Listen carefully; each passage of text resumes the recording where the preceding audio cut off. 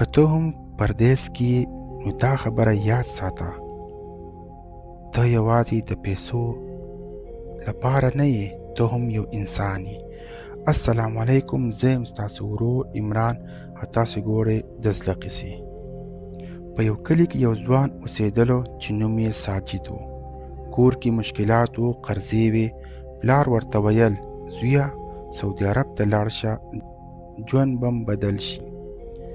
ساجد روان شو، خپل کور، خپل کلی، هر څه یې پرېښودو، خو یو څوک و تر ټولو ډېر خفه و.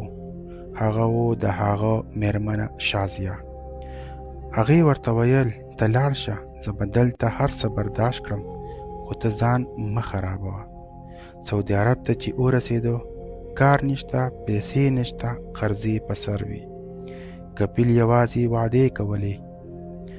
ورځې تېرې شوې، هفتې تېرې شوې، سخته ګرمي، اوږده ساعتونه، لږه مزدوري.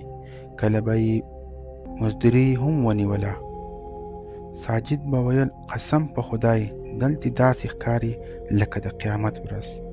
نه څوک د چا دی، نه انسانیت شته دی. کور ته به یې کال وکړو. پلار به ویل پیسې ولې نه رالیږي؟ خو یو اواز به و چې زړه ته به یې سکون ورکوو، شازیه.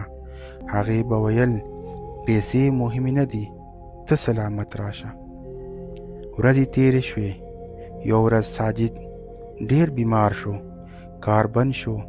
کپیل ورته وویل که کار نشي کولی نو لاړ شه. ساجد بیرته کور ته راغی. هغه خوشحاله و چې اوس په خپل ملک کې خپل خلکو سره یم، خو حقیقت دا نه و. پلار وویل څه دې راوړو؟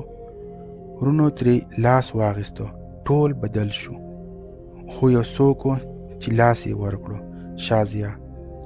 هغې وویل ته راغلې، همدا زما دپاره کافي ده. ساجد پوه شو اصل خپل هغه وي چې ستا په سخته کې په کار شي.